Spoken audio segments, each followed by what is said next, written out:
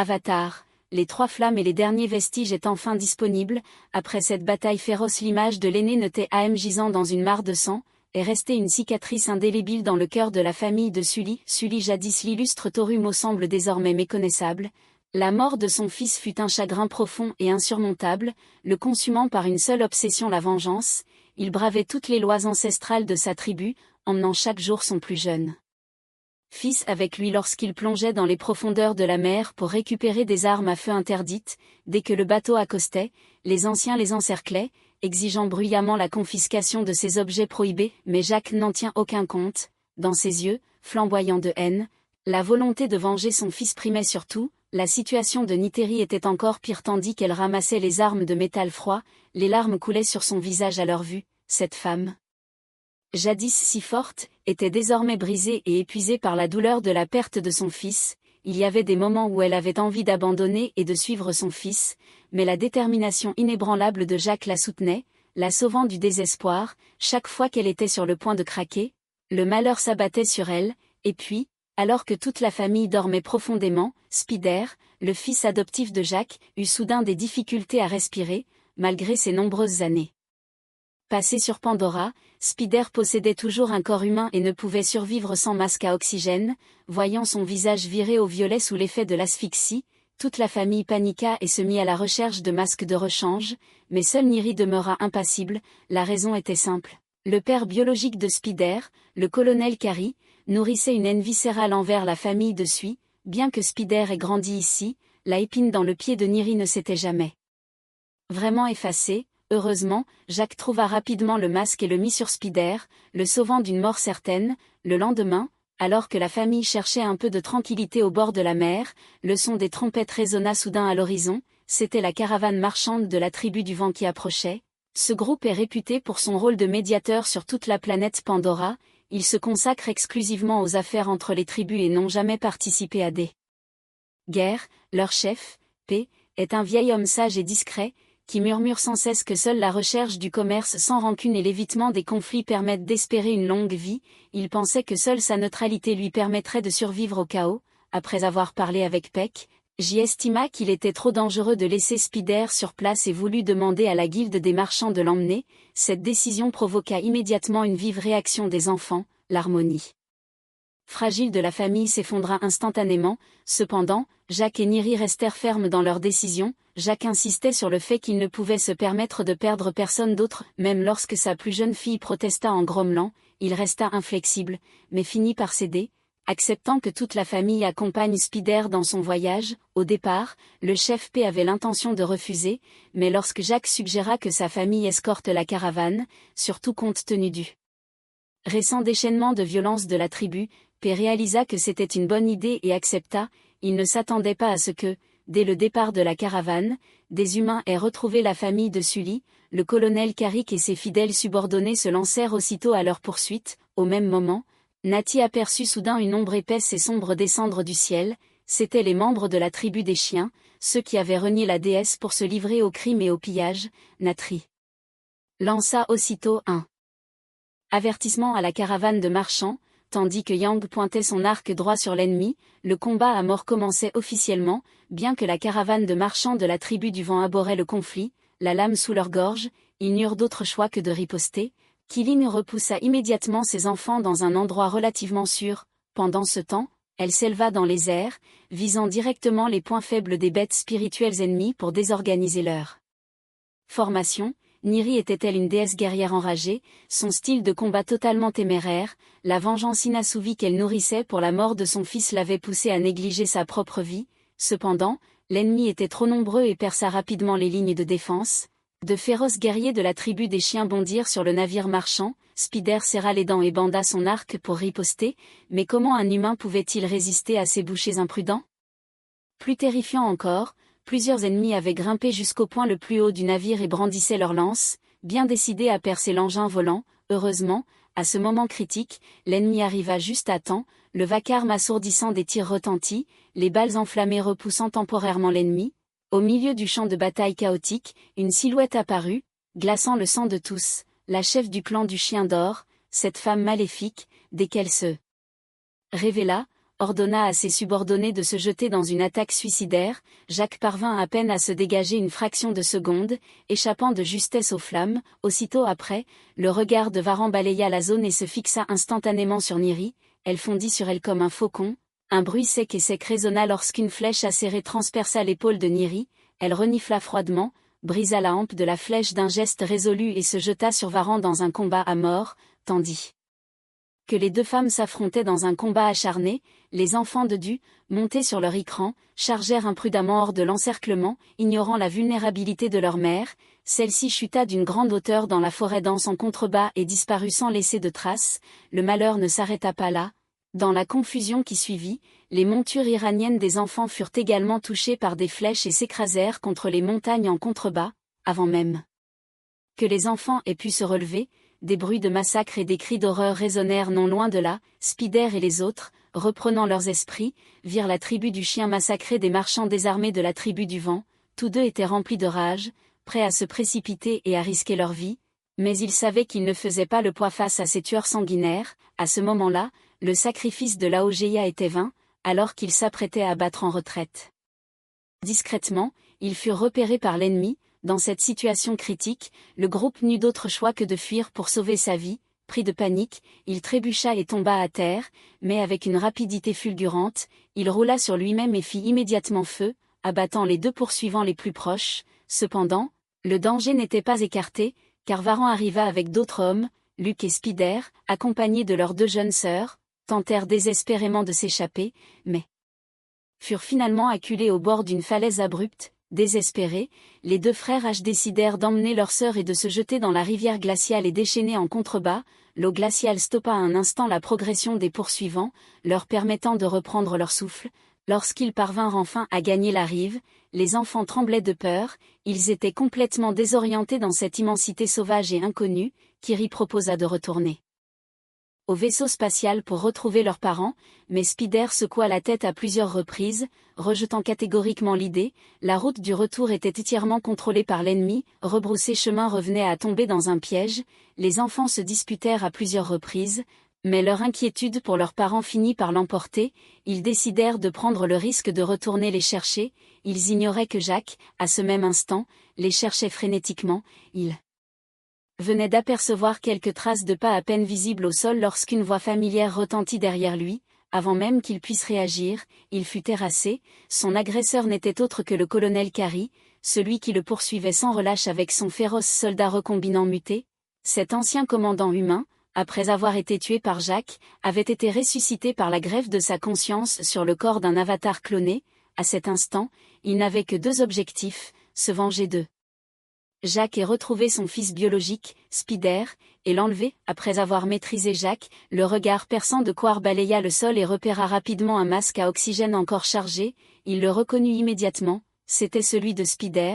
Cette découverte le consterna, car cela signifiait que Spider avait raté le moment opportun pour changer de masque et risquait de suffoquer à tout instant, qu'il profita aussitôt de l'occasion pour informer Quar que Spider était très affaibli ces derniers temps et que, s'il s'échappait et tombait sur la tribu des chiens, il pourrait ne jamais revenir.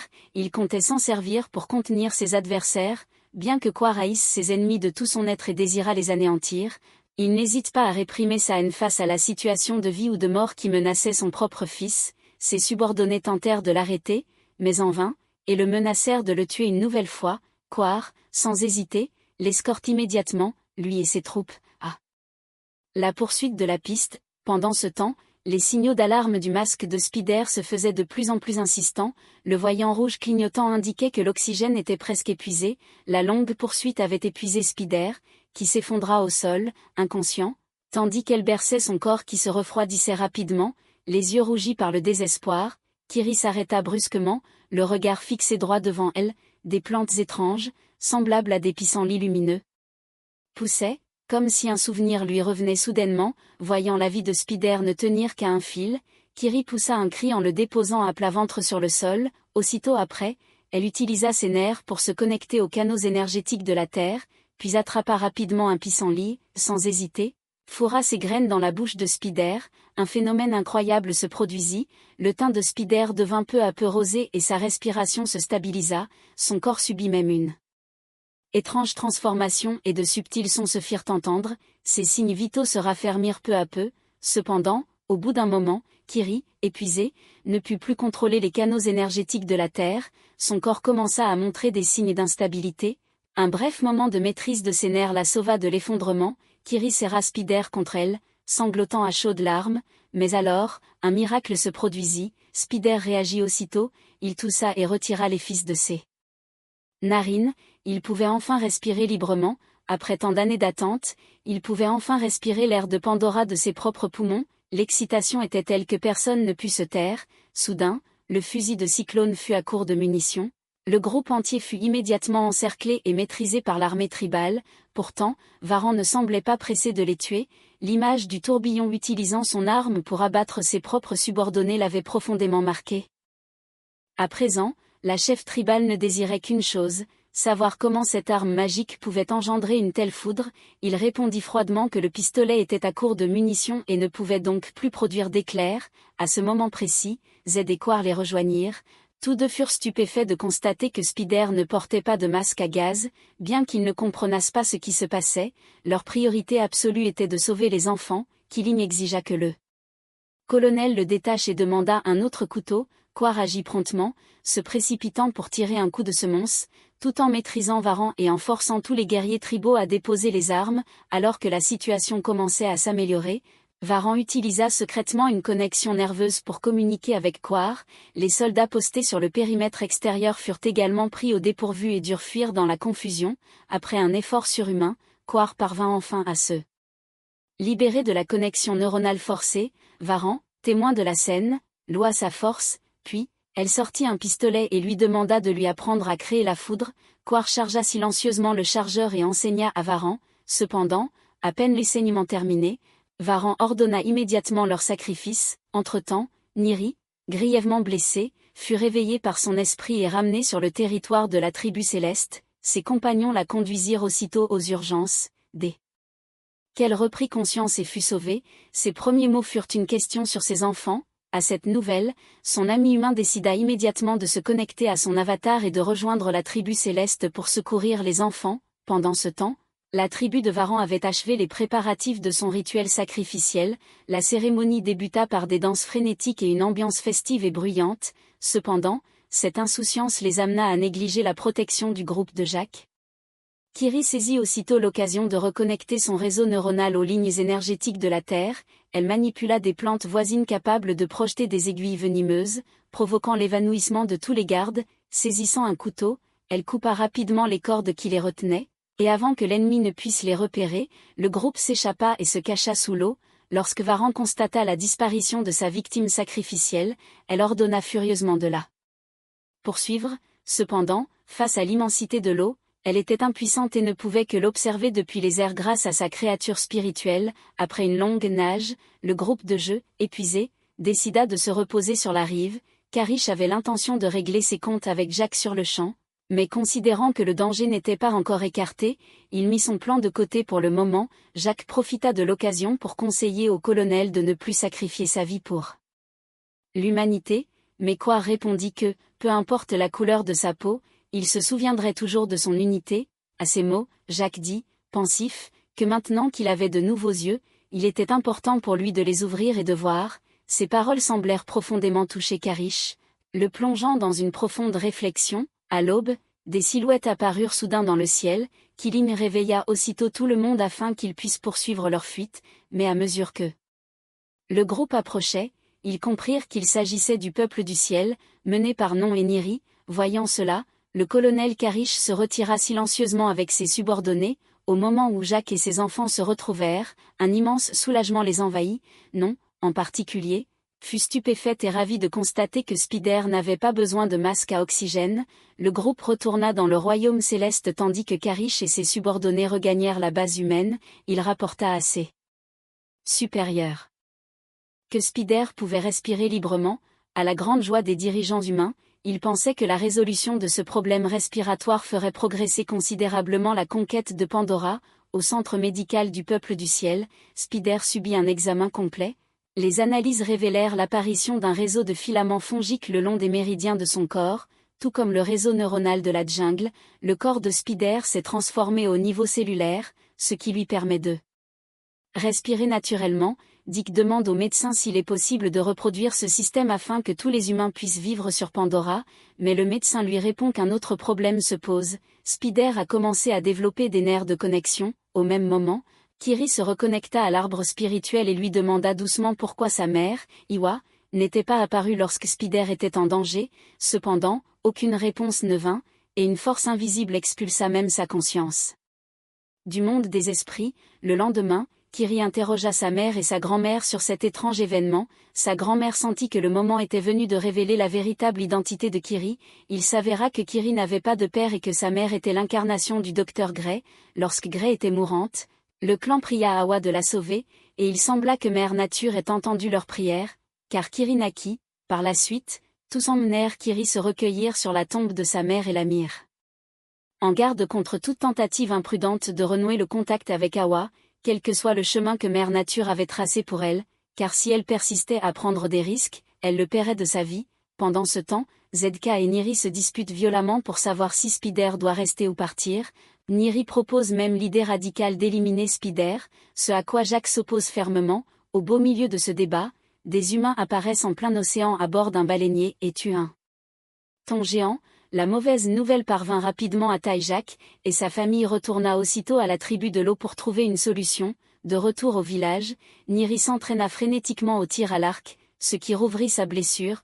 Kiri tressait discrètement les cheveux de Spider.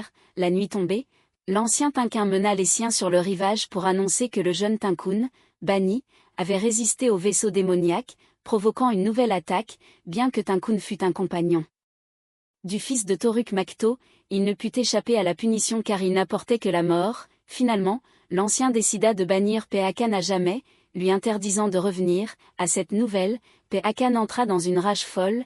Voyant Peakan se retourner et partir, il se mit à crier, le suppliant de rester, puis déclara à tous que c'était injuste, avant de quitter le conseil furieux, qu'il les poursuivit pour les arrêter, mais ne fit qu'empirer les choses. Locke demanda à son père pourquoi il ne l'avait jamais défendu, qu'il voulut prendre son frère aîné décédé comme exemple, mais cela ne fit qu'aggraver la douleur de Locke, déjà vive dans un profond chagrin. Tard dans la nuit, qu'il s'assit seul et but pour noyer son chagrin. Pendant ce temps, Elsie, armée d'un pistolet, se rendit à la plage, songeant au suicide.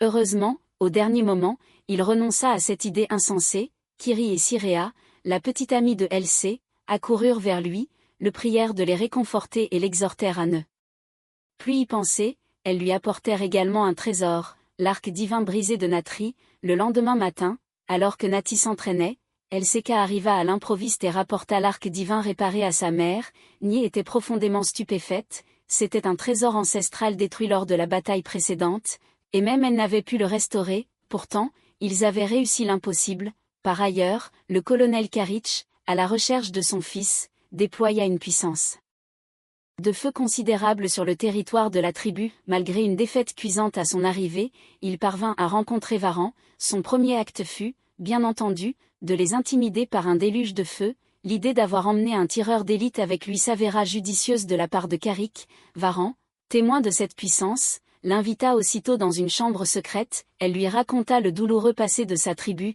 Jadis, ils avaient placé leur foi en Mère Nature, Ewa, mais depuis que le feu s'était abattu du ciel, causant d'innombrables victimes parmi les leurs sans que Awa ne vienne jamais à leur secours, elle avait abandonné cette foi. Dès lors, elle ne crut plus qu'au feu, le considérant comme la force la plus pure et la plus brutale au monde.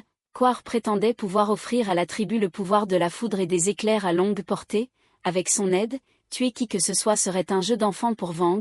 Un accord fut conclu, Varan l'aidera à retrouver le clan du peuple du ciel et l'araignée. Pendant ce temps, après avoir fait ses adieux à sa mère, il part résolument à la recherche de Peakan. Sirea, consciente de la situation, n'hésite pas à le suivre, et les autres amis, tout aussi chevaleresques, décident de les accompagner. Lorsque les adultes du clan l'apprennent, ils sont bouleversés, craignant que les enfants, seuls au monde, ne courent d'inimaginables dangers. Killing s'apprêtait à partir à leur recherche, mais comme c'était le soir de la grande cérémonie annuelle de la tribu Tinkun, il fut contraint de rester pour monter la garde. À ce moment précis, Spider et Kiri allaient chercher de l'eau dehors. Soudain, Kiri embrassa Spider, mais alors que Spider était encore plongé dans un bonheur intense, l'armée de la tribu apparut au son de la musique. Tous deux n'eurent d'autre choix que de fuir à toutes jambes, mais finalement, Spider fut capturé par Carrick. Au même moment, ils aperçurent l'armée humaine qui approchait à toute vitesse. Kiri parvint à retourner les prévenir et à sauver le thé. Peu après, les troupes de Carrick débarquèrent sur la côte et ordonnèrent aux créatures marines de leur livrer Julie. Malgré la puissance de feu écrasante de l'ennemi, le chef resta incroyablement chevaleresque, préférant la mort à l'obéissance. Cependant, tuer était inacceptable, car cela signifiait sacrifier quelqu'un d'autre pour son propre compte. Il dit à sa femme de prendre rapidement les enfants et de partir, mais insista pour rester à ses côtés, autorisant seulement Kiri à mener sa sœur en premier pour s'échapper. Voyant que les créatures marines refusaient toujours de se rendre, Quar ordonna immédiatement à ses subordonnés de leur donner une leçon. Finalement, Jack se précipita dehors et exigea que tous désactivent leur état d'alerte au combat. Il confronta Carrie, exigeant la libération de toutes les créatures marines et de sa famille en échange de son allégeance. Cependant, le colonel Carrie semblait désormais indifférent à cette offre. Zed lança un avertissement sévère. Même si les créatures marines risquaient de périr sous les coups de Carrie, il lui assura qu'il lui ôterait la vie. Après de longues délibérations, Quar accepta finalement de libérer tous les hommes sauf Jack. Natty, consumée par la rage, ne put que décocher une flèche au pied de Quar avant d'assister, impuissante, à l'arrestation de son mari. Quar ramena ensuite tous les guerriers de la tribu à la base humaine. Lorsque le général Mo aperçut un grand nombre de cibles sur l'écran radar, son instinct voulut leur ordonner de tirer. Cependant, toutes portaient des signaux d'identification ami-ennemi, rendant inopérantes les armes postées sur les remparts. Dès leur arrivée sur la place, Varan fut stupéfaite par l'immensité de la base humaine. Elle ordonna à ses hommes de se surpasser. La redoutable générale Mo, contrôlant son armure, s'avança sur la place. Elle était furieuse de voir Carrie ramener autant de navires, mais le colonel la conseilla de ne commettre aucune imprudence, car la victoire était la seule voie à suivre. Il présenta haut et fort les nouveaux alliés à la foule.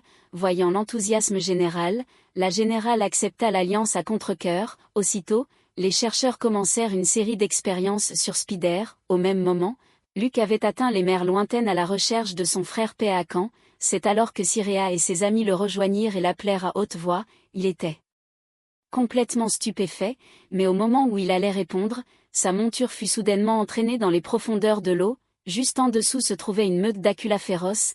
Ils déchiquaient sa monture en un instant et s'emparèrent de lui alors qu'il tentait de se cacher. Dans ce moment critique, plusieurs tinquins se jetèrent soudainement sur lui et avalèrent l'acula tout entier. Seiya sauva Locke de la noyade. À sa grande surprise, elle vit Aonung, son ancien rival, participer au sauvetage. Aonung répondit simplement que les amis de Sirea étaient aussi les siens. Ainsi naquit une véritable amitié après bien des épreuves. Les Tinkuns qui les sauvèrent étaient les bêtes spirituelles qui unissaient le groupe de Sirea. Impatients de savoir où se trouvait Péacan, les Tins eurent la chance d'apprendre qu'il était en route. Pendant ce temps, les recherches sur le Spider-Man originel touchaient à leur fin. Le directeur du projet se concentrait uniquement sur la reproduction du système biologique, tandis que Spider-Man, enfermé dans une pièce, brisait frénétiquement la vitre. Quar entra et sortit sa carte d'identité, bien décidé à parler à son fils. Bien qu'il ne conservât que les souvenirs de son ancienne vie, il affirma qu'il aimait toujours son fils et mentionna la mère de Spider. Avant de partir, Spider lui demanda s'il pouvait lui laisser sa carte d'identité, ce que Quar accepta sans hésiter. À la tombée de la nuit, Péacan vint enfin à ses côtés pour expliquer les raisons de son départ. Derrière lui, un cadavre en lambeaux apparut. C'était un ami de Péacan, sauvagement mutilé par les humains et presque mort. Voilà pourquoi il avait dû revenir en ce lieu. Plus choquant encore, les humains préparaient une campagne massive, voire d'extermination, pour traquer les Tins. En apprenant la nouvelle, le biologiste Ian Gavin a immédiatement exprimé sa vive indignation. Il a dénoncé un massacre brutal visant des créatures très intelligentes comme Tinquins. Cependant, les autorités ont totalement ignoré ses supplications et l'ont congédié d'un simple « oui » glacial. Le colonel Quar rend visite à Jack, en captivité, et l'informe qu'il sera exécuté le lendemain matin à 6 heures. Jack tente de convaincre Quar qu'il ne possède actuellement que les souvenirs d'une personne décédée, mais qu'il est lui-même un individu libre et accompli, qui mérite une vie meilleure, qu'il alla même jusqu'à lui offrir ses propres terminaisons nerveuses, voulant que Quar voie le monde à travers ses yeux. Mais le colonel l'ignora et partit. Pendant que Jacques souffrait, Niri n'allait pas mieux, mais elle décida qu'elle devait agir. Elle sortit les flèches explosives que Jake avait modifiées plus tôt. Au même moment, Spider passa à l'action.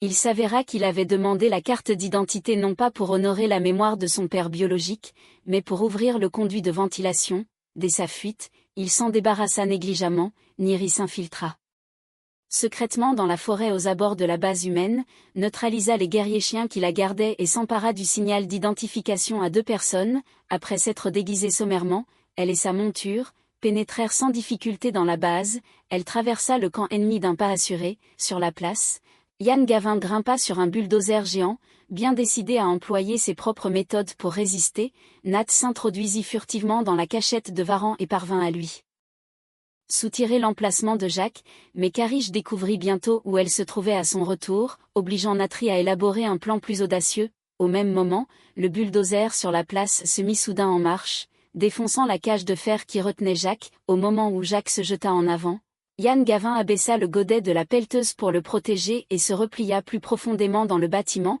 Une fois temporairement en sécurité, Ian Gavin se présente et révèle son plan d'extermination de l'humanité, affirmant que seul Jacques peut l'arrêter. Cependant, la priorité absolue est désormais de s'échapper. Au moment où Jacques est sur le point d'être touché par un missile, Spider apparaît soudainement et le protège. Voyant cela, le chef de projet ordonna immédiatement aux soldats de ne pas tirer, et coordonna un ordre similaire. Cependant, le général Mo, sans plus de tergiversation, leur ordonna directement d'ouvrir le feu. À ce moment critique, Natri apparut, d'une seule flèche, fit exploser l'avion, puis sauva Jacques et Spider, leur permettant de s'échapper.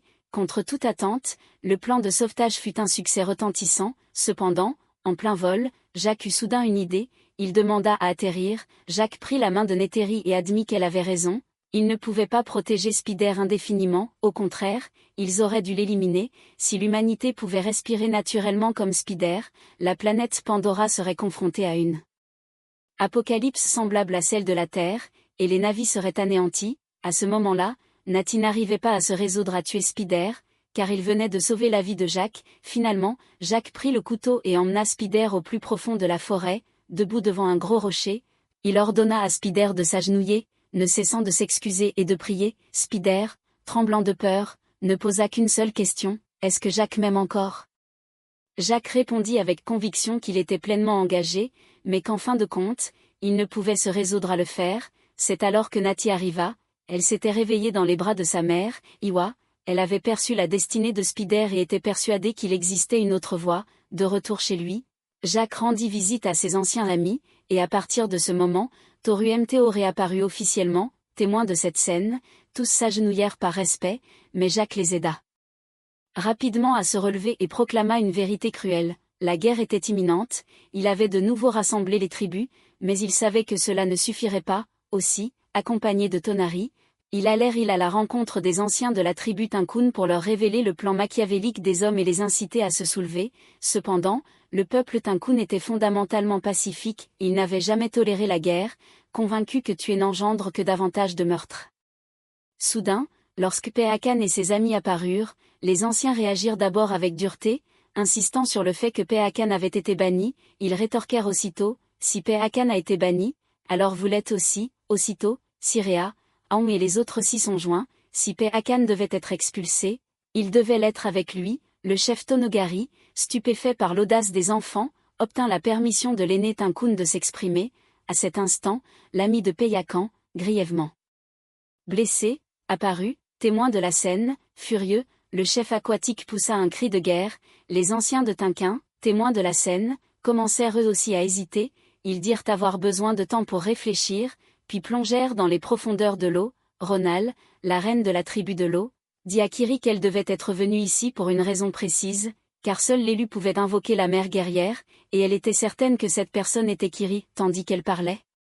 Ronal sentit des contractions utérines, mais elle était déterminée à aller au combat. La grande bataille éclata officiellement et la flotte humaine était présente le long de la côte. Tous les guerriers navis se mirent immédiatement en position de combat. Un puissant vortex d'énergie apparut sur la route de la flotte, forçant l'armée humaine à changer de cap. Les navires de guerre spécialisés furent lancés les uns après les autres, et les navires de chasse au Tinkin étaient également prêts à prendre position. Étrangement, seul un groupe de jeunes Tinquins s'était rassemblé en un seul endroit. Le commandant humain remarqua quelque chose d'inhabituel et ordonna immédiatement à la flotte de s'arrêter. Soudain, un immense essaim de Tinquins surgit des profondeurs et attaqua l'armée humaine. Au départ, les humains les croyaient incapables d'attaquer, mais la situation a changé. L'attaque des anciens de Tinkoun a infligé de lourds dégâts à la flotte humaine. Saisissant l'opportunité, tous les guerriers navis ont lancé un assaut coordonné. Alors que la bataille semblait terminée, des guerriers de la tribu des chiens sont apparus soudainement à l'horizon, transformant le conflit en une bataille dévastatrice. Au même moment, l'éclipse solaire totale s'estompait progressivement. Kiri se souvint des paroles de Ronal et décida de tenter une dernière fois. Elle se jeta à l'eau, essayant de communiquer avec sa mère, Iwa, mais cette fois, rien ne changea. Sa mère resta silencieuse, alors que Kiri était sûre. Le point de s'effondrer, Spider et sa plus jeune sœur apparurent l'une après l'autre. Ils se connectèrent à l'arbre des âmes, guidant Kiri plus profondément vers l'appel de sa mère. Au moment où Mère Awa allait se retourner, une torpille frappa l'arbre des âmes de façon inattendue, coupant net le lien qui les unissait. Dehors, le ciel était plongé dans l'obscurité, la bataille s'était enlisée dans une impasse féroce. Ronal avait été touché, son souffle à peine perceptible. Niri fut pris en embuscade par Vang armé d'un lance-flamme, et même Zed fut mis à terre et tomba à la mer. Après avoir sauvé sa plus jeune fille, Spider retourna trouver Kiri et fut stupéfait de découvrir qu'elle avait établi un lien avec une entité méduse et pouvait respirer sous l'eau. Niri trouva Ronal grièvement blessé et l'aida à donner naissance à une petite fille, mais Ronal rendit l'âme peu après. Soudain, la plus jeune fille de Jika est capturée par le colonel et amenée devant Natri pour la contraindre. À se rendre, il lui arrache froidement son appareil de communication et exige qu'elle lui livre Spider. Varan attaque sans relâche l'esprit de Natri avec des fibres nerveuses tandis que l'armée humaine poursuit sa traque de Tinkoun. Les navis semblaient impuissants face à la protection de leurs compagnons géants. Soudain, l'arbre spirituel derrière Kiri s'illumina d'une lueur intense. Un immense banc de requins Akola apparut et les encerclait. Le chef s'arrêta pour communiquer avec Kiri, puis, après quelques gestes de sa part, ordonna à tout le banc de requins de foncer sur la flotte humaine à une vitesse vertigineuse. En un clin d'œil, la plupart des soldats humains furent engloutis par les flots. Au même instant, l'aigle de Léon rugit dans le ciel. D'innombrables créatures volantes fondirent sur les aéronefs et les vaisseaux mers, détruisant leur système de propulsion. Le chef de la campagne de chasse aux Tinquins fut finalement entraîné par les Tinquins eux-mêmes au fond de l'océan. Le général Mo, voyant le vortex d'énergie engloutir la flotte, ordonna immédiatement l'évacuation des navires, mais la mission n'était pas encore terminée. Il dit au garçon qu'il avait mérité sa reconnaissance et qu'il était désormais un véritable guerrier, et qu'il devait collaborer pour sauver la mère et l'enfant. Spider fit également signe au colonel qu'il arrivait et lui demanda de libérer les otages, profitant de l'occasion pour s'échapper tandis que les tireurs d'élite à l'extérieur couvraient l'attaque. Cependant, lorsque Varan découvrit que la mère et la fille tentaient de s'échapper, elle dégaina son couteau, bien décidée à les tuer, mais Kiri apparut. Elle utilisa la manipulation nerveuse pour contrôler Varan, et Kiri, grâce à ses pouvoirs psychiques supérieurs, la maîtrisa facilement. Cependant, Spider avait déjà été emmené par le colonel, qui enfourcha aussitôt sa bête spirituelle et se lança à leur poursuite. Ils foncèrent droit au centre du vortex d'énergie où le vaisseau mère était également aspiré et explosa. Des flammes féroces s'abattirent sur eux. Spider, brandissant son arbalète, menaça le colonel, le forçant à battre en retraite, et décocha même une flèche. Cependant, cela n'arrêta pas le combat acharné entre le colonel et Jacques. Spider rassembla toutes ses forces pour recharger, mais une explosion le fit glisser. Le colonel bondit aussitôt et attrapa Spider, un geste qui témoignait de sa sincère inquiétude pour son fils. Finalement, j'ai parvint à les remonter tous les deux et comptais donner au colonel une chance de se repentir. Cependant, apercevant Niri approcher, le colonel choisit de se jeter dans l'abîme. L'éclipse solaire totale prit fin, et la guerre s'acheva officiellement. Après tout cela, chacun retrouva Mère Iwa, la princesse nouveau-née, et le nouveau membre de la tribu Navi, Spider. Le film s'achève ici. L'impression générale qui se dégage d'Avatar, Fire and Dogs est celle d'une réalisation visuelle impeccable. Cependant, l'intrigue manque quelque peu d'originalité. Il faut reconnaître que James Cameron excelle toujours dans la création d'effets visuels époustouflants. Chaque image de la planète Pandora est si belle qu'elle pourrait servir de fond d'écran. Des paysages volcaniques naissant aux flottes éblouissantes de vaisseaux volants, tout est à couper le souffle. Si vous allez au cinéma pour assister à un spectacle grandiose de chevauchée d'aigles, le prix du billet est amplement justifié, cependant, l'intrigue s'étire un peu en longueur, avec une durée de près de 3 heures. Certains moments incitent les spectateurs à jeter un coup d'œil à leur montre malgré eux. Un élément de l'intrigue qui rappelle trop le deuxième volet est le même vieux schéma familial. Ils risquent leur vie pour se sauver mutuellement du danger, puis s'en sortent indemnes. À force de le revoir, on finit par s'ennuyer. On s'attendait à ce que la nouvelle tribu soit un point fort du film, mais les raisons de leur haine viscérale envers Mère Nature Iwa restent floues. On a l'impression qu'ils ne servent qu'à créer des conflits et des affrontements. Bien sûr, ces critiques sévères s'appuient sur les exigences extrêmement élevées du maître du cinéma James Cameron. Cependant, pris individuellement, ce film reste aujourd'hui encore un chef-d'œuvre de la science-fiction. Ainsi s'achève cette vidéo. Si vous appréciez mes vidéos de décodage de films, abonnez-vous à ma chaîne. Pour me soutenir,